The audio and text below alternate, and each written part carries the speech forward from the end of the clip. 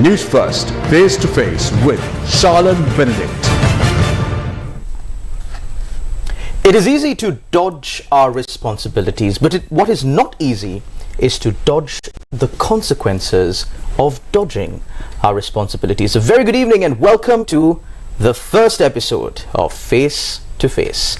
And joining us on our very first, inaugural episode, of course, is a person who has been quite vociferous about the actions that have been taken by this government, although he himself was instrumental in forming the previous government, of course, that was moved out back in 2022. We've got with us today former chairman of the COPE committee, parliamentarian from the People's Freedom Congress, Professor Charitha Herath. Professor, a very good evening and welcome to the show.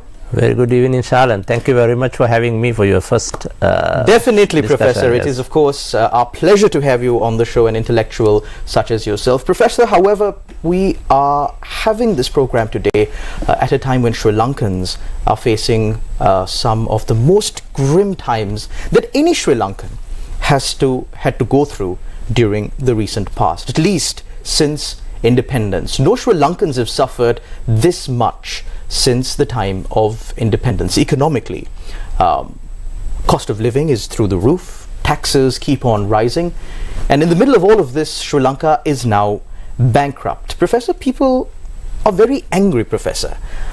Do you feel the fact that people are very angry, Professor? Yes, of course, and it is a very serious issue that we all face, and we all know that the peoples are getting all of this burden into their hand, and as you said, the tax burden is one of the major one, and there were many other issues. Professor, in the middle of all of this, Professor, now while you come on this program and acknowledge the fact that people are angry and their anger is very well placed, there are those, Professor, especially with this Supreme Court judgment on the economic crimes fundamental rights case, as it has now been called, where the Supreme Court held that two former presidents, at the time though, former President Gotabaya Rajapaksa, former Prime Minister Mahinda Rajapaksa, Basil Rajapaksa and several other top brass members in the government were responsible for the economic situation in the country right now. Since this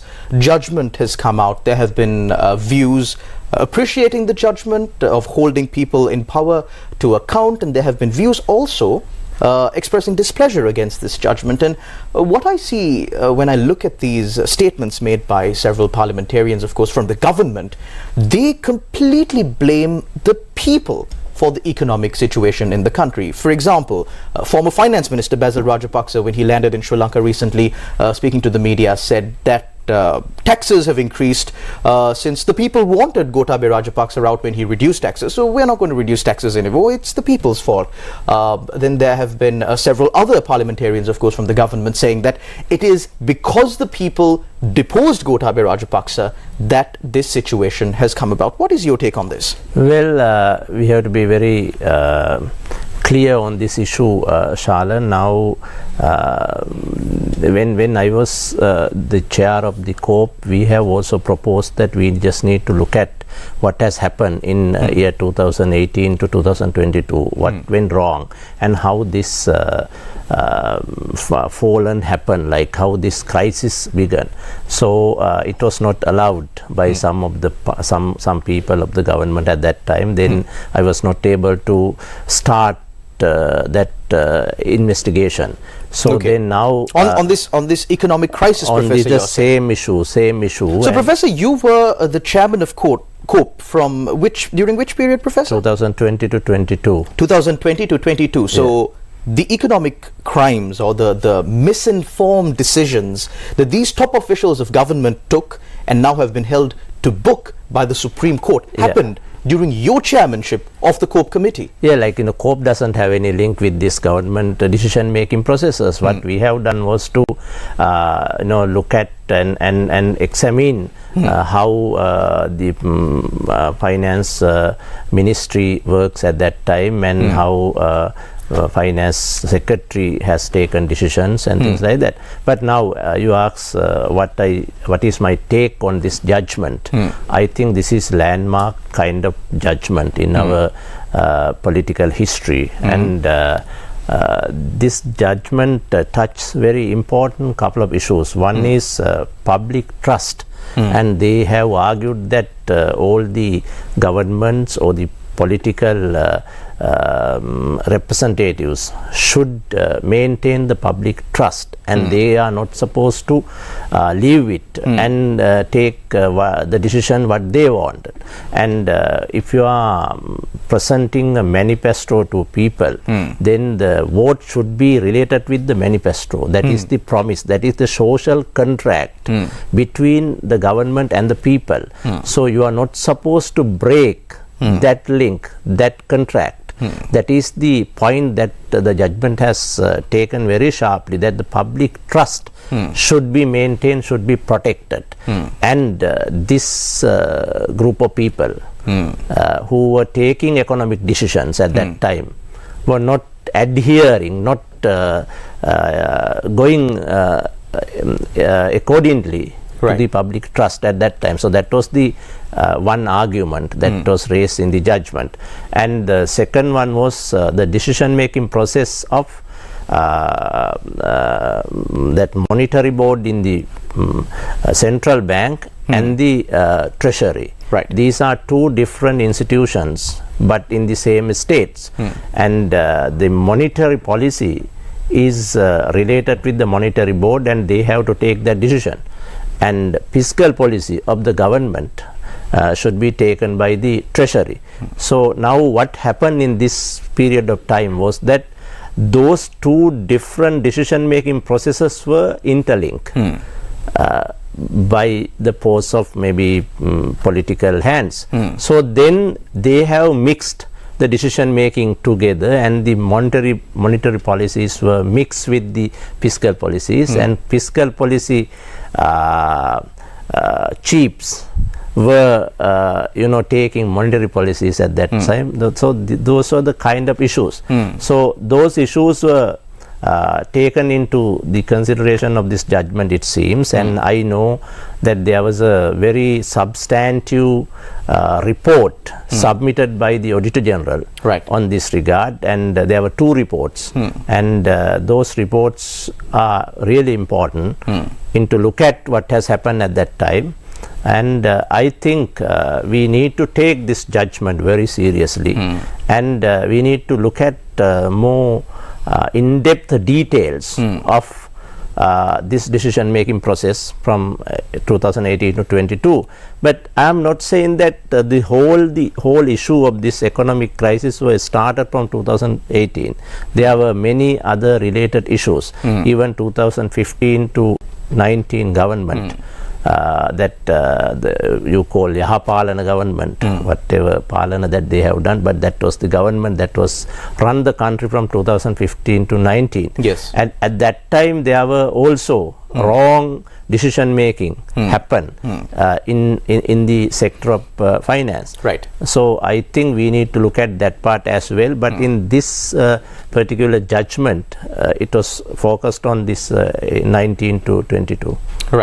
Professor, now you spoke about the Monetary Board, and several members of the Monetary Board have also been held accountable, but what's notable is the fact that President's Counsel Sanjeeva Jayawardena, who is a member of the Monetary Board, along with one other person, has been absolved because they took action.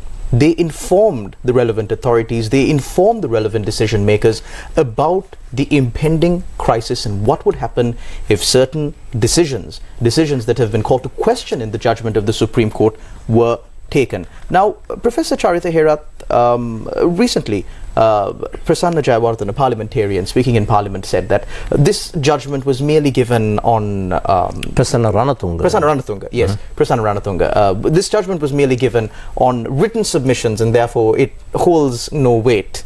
You don't agree with him on that point, do you? Well, I don't want to talk anything about this judgment in that nature. But as you said, Sanjeev Jayawardene and Rani Jayamaha were two members of that monetary board, and even when they came to COPE, they have claimed and they have submitted that they have taken all the actions, and they have minuted their positions separately in the monetary board proceedings.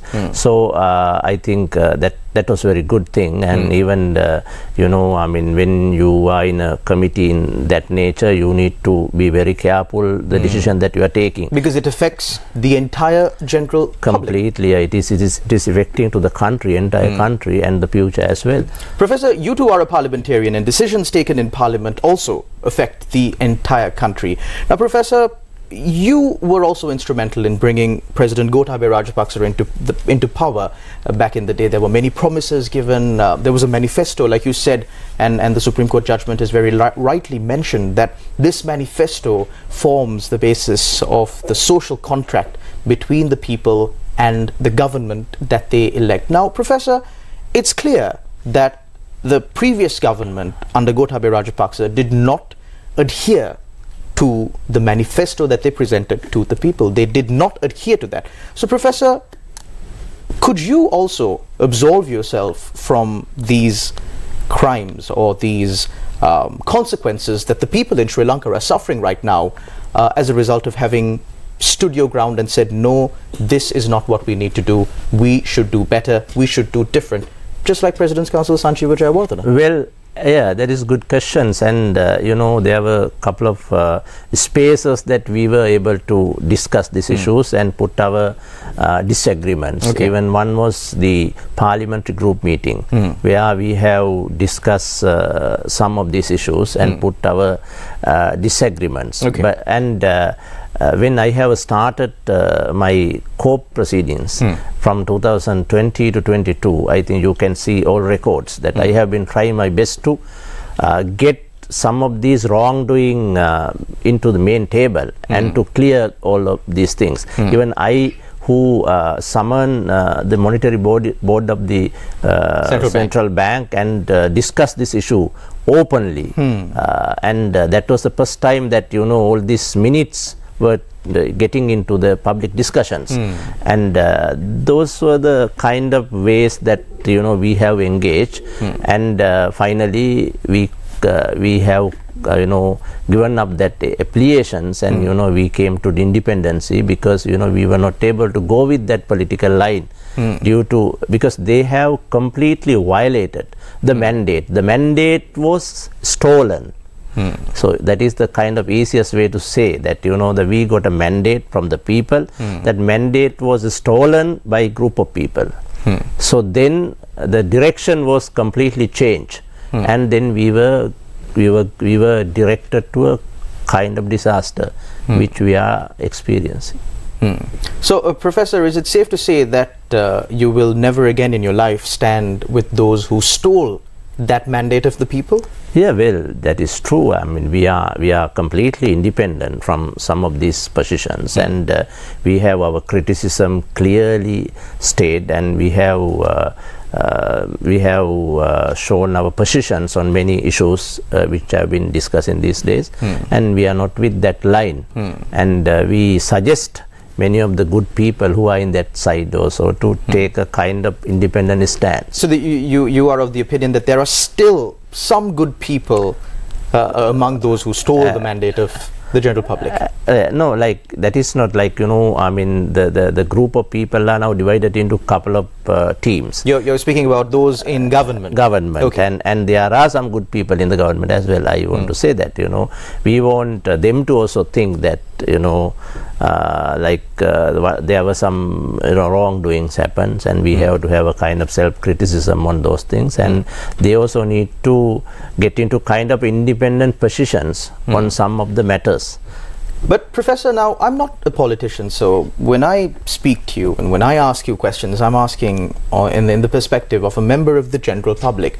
To us, looking from down low at those in power, at those in parliament, at those who we appointed as leaders to bring some sort of prosperity to Sri Lanka, what we see is that these divisions on policy, these divisions on how the country should move forward, these debates that are at times being seen in Parliament and outside, these fights on what the future course of Sri Lanka should be, are very malleable to change. For example, I don't think 2 to 3 years ago anyone would have ever thought that the SLPP would willingly elect President Ranil Wickremesinghe to the position that he is in now.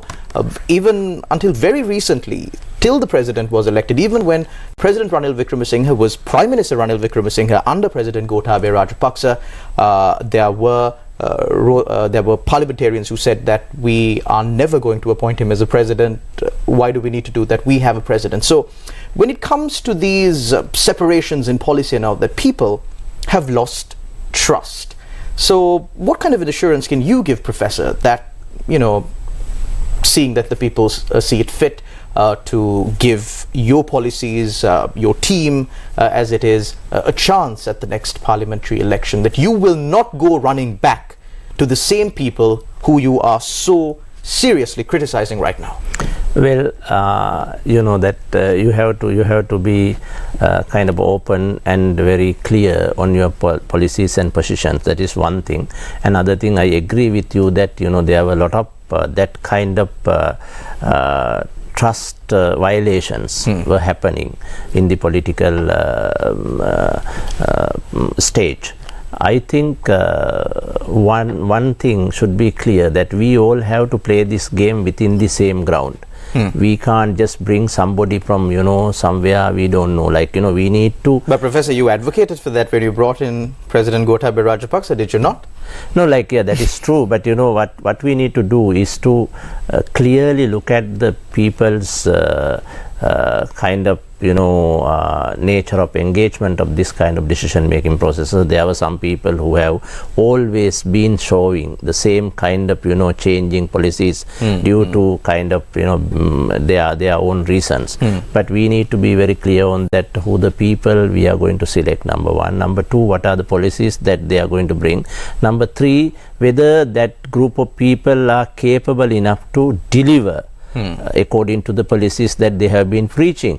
So now here country is now leading for another disaster, where people are distrusting, rejecting almost all the political system, including the people, right, which is not correct. Okay. End of the day, if we are saying that we don't like politics or we hate politics, we don't want this, then what we are hating is our future. What we are rejecting is our future and our next generation's future. So what we need to do is to engage in this process and not to completely reject it. And number two, we are not supposed to take a decision with that angry mood.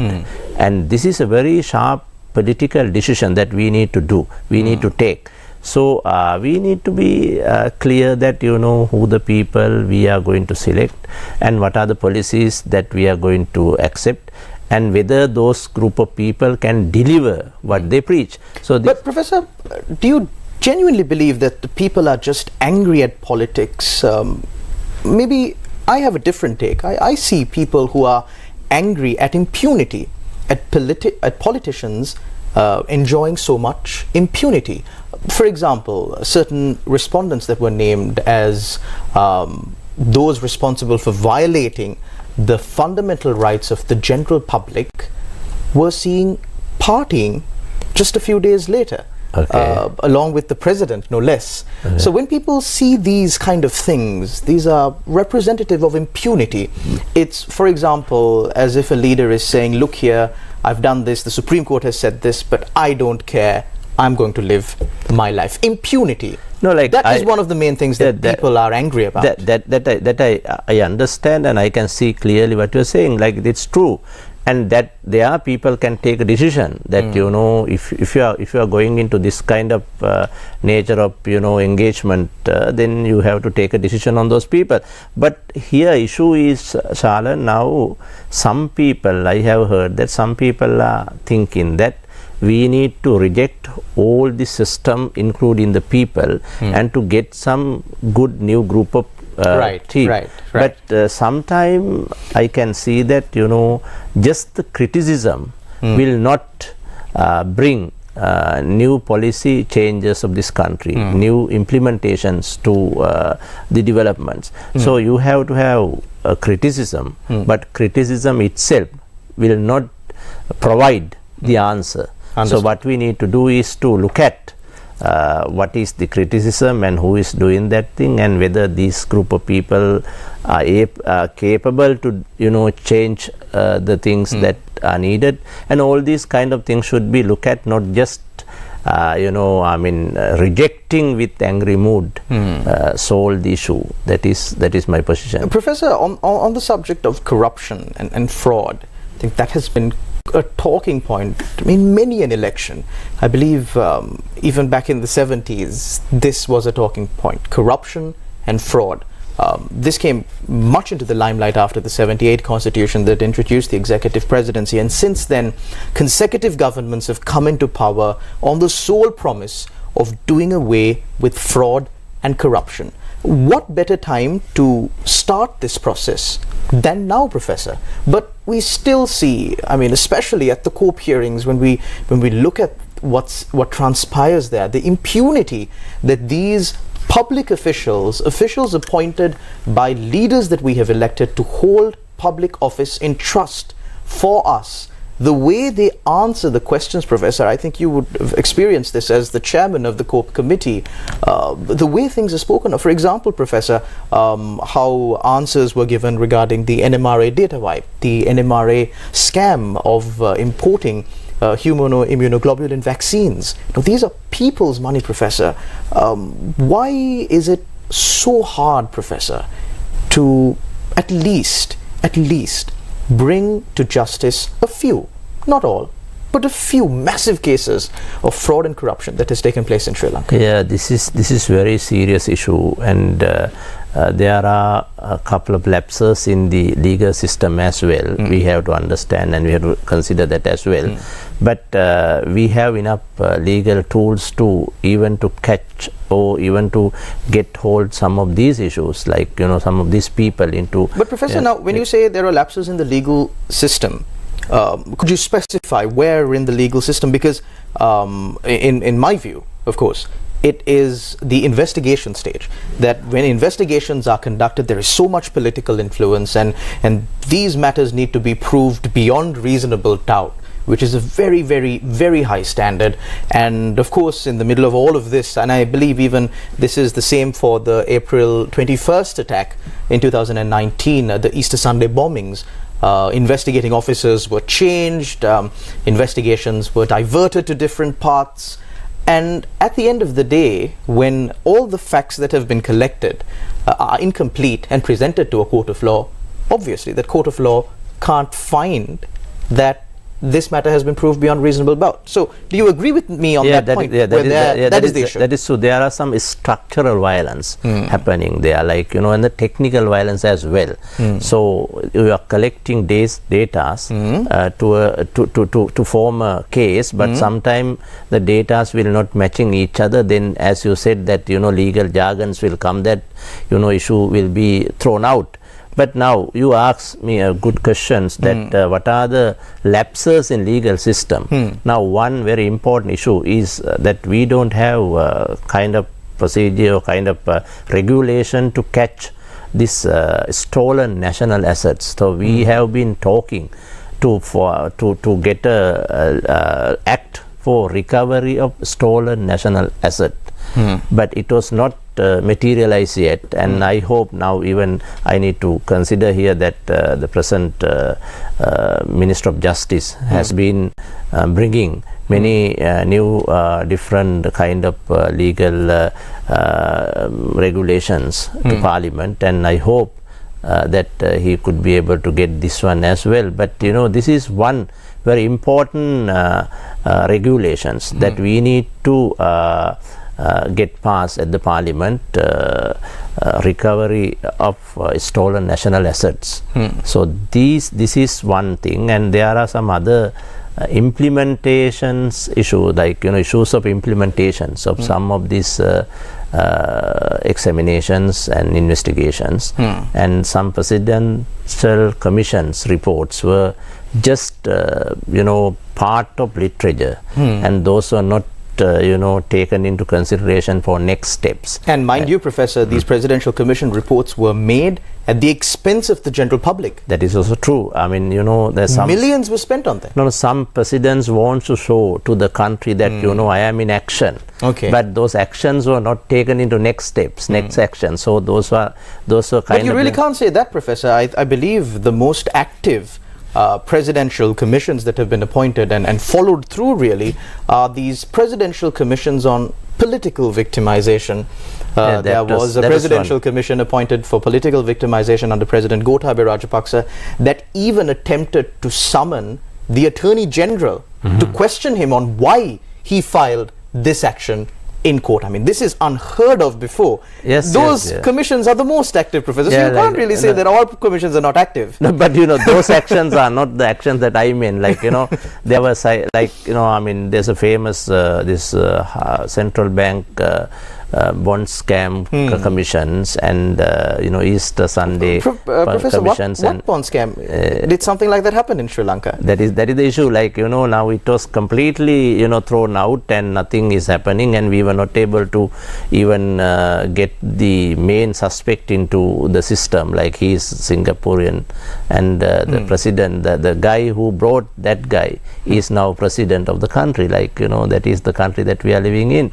So but this commission's business is a kind of political jargon and political rhetoric, and they just want to show that I am in action, and they are just putting different kind of commissions and activating all this resources into this thing, and it ended up with nothing, and just a piece of papers, like some documentations for the libraries.